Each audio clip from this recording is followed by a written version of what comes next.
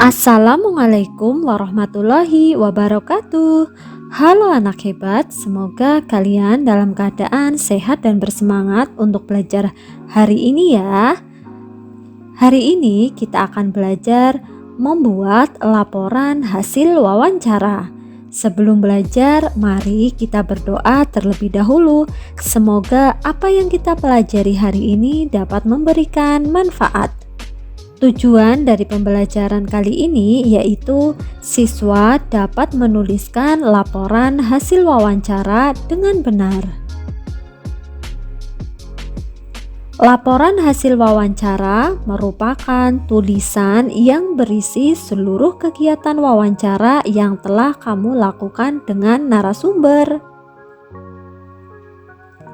Pada materi sebelumnya, kamu telah melakukan wawancara dengan narasumber. Kini saatnya kamu melaporkan hasil wawancaramu. Dalam sebuah laporan wawancara, ada 7 hal atau bagian yang harus ada.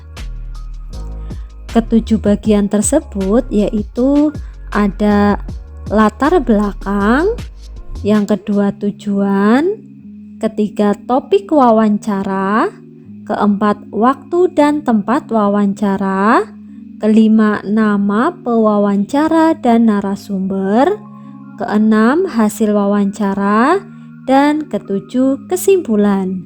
Mari kita simak penjelasan dari bagian laporan wawancara tersebut. Yang pertama yaitu latar belakang wawancara. Bagian ini berisi alasan mengapa kamu melakukan wawancara kepada narasumber. Contohnya, kami siswa kelas 4 mendapat tugas untuk melakukan wawancara tentang tumbuhan dan hewan kepada masyarakat di sekitar tempat tinggal kami. Yang kedua yaitu tujuan wawancara. Pada bagian ini berisi tujuan atau maksud mewawancarai narasumber. Contohnya, tujuan dari kegiatan ini adalah untuk menggali informasi lebih lanjut dan memperdalam pemahaman kami tentang berbagai hewan dan tumbuhan di sekitar tempat tinggal kami. Bagian yang ketiga dari laporan wawancara yaitu topik wawancara. Bagian ini berisi tema atau topik wawancara yang kamu lakukan. Contohnya, topik wawancara tentang tumbuhan dan hewan di sekitarku. Bagian yang keempat yaitu waktu dan tempat wawancara. Pada bagian ini berisi waktu, meliputi hari, tanggal, dan jam, dan lokasi saat kamu melakukan wawancara. Contohnya, wawancara ini dilaksanakan pada hari, tanggal Kamis 9 September 2021. Waktu pukul 8 sampai 9. Tempat Kampung Mekarjaya. Bagian yang kelima yaitu nama pewawancara dan narasumber. Di bagian ini, kamu menuliskan nama pewawancara dan narasumber secara lengkap. Contohnya, pewawancara Mita, siswa kelas 4 SD Bangsa. Narasumbernya Pak Rudi, Ketua RT Kampung Mekarjaya. Bagian yang keenam yaitu laporan hasil wawancara. Bagian ini berisi seluruh informasi yang kamu dapat dari narasumber selama wawancara.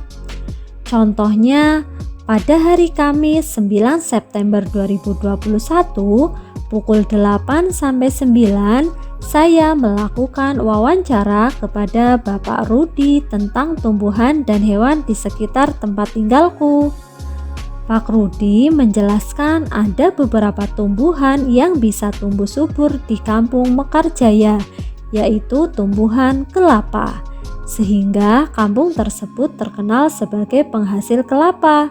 Sedangkan hewan yang banyak dipelihara warga kampung tersebut adalah hewan sapi dan kambing. Pada bagian yang terakhir yaitu kesimpulan wawancara. Pada bagian ini kamu menuliskan kesimpulan berupa garis besar atau pokok dari hasil wawancaramu dengan narasumber. Contohnya, di kampung Mekarjaya banyak tumbuhan kelapa. Selain itu, warga juga banyak memelihara sapi dan kambing. Nah, anak hebat, demikian penjelasan mengenai format laporan wawancara. Kamu juga bisa memperhatikan format laporan hasil wawancara pada gambar tersebut ya. Ibu ulangi lagi formatnya, yaitu yang pertama kamu tulis latar belakangnya, selanjutnya kamu tulis tujuannya, yang ketiga topik wawancaranya, yang keempat waktu dan tempat wawancara, yang kelima nama pewawancara dan narasumber, yang keenam hasil wawancara, dan yang terakhir yaitu kesimpulan. Demikian penjelasan mengenai membuat laporan hasil wawancara. Semoga penjelasan ini dapat kalian pahami ya. Sampai bertemu pada video selanjutnya. Wassalamualaikum warahmatullahi wabarakatuh. Terima kasih.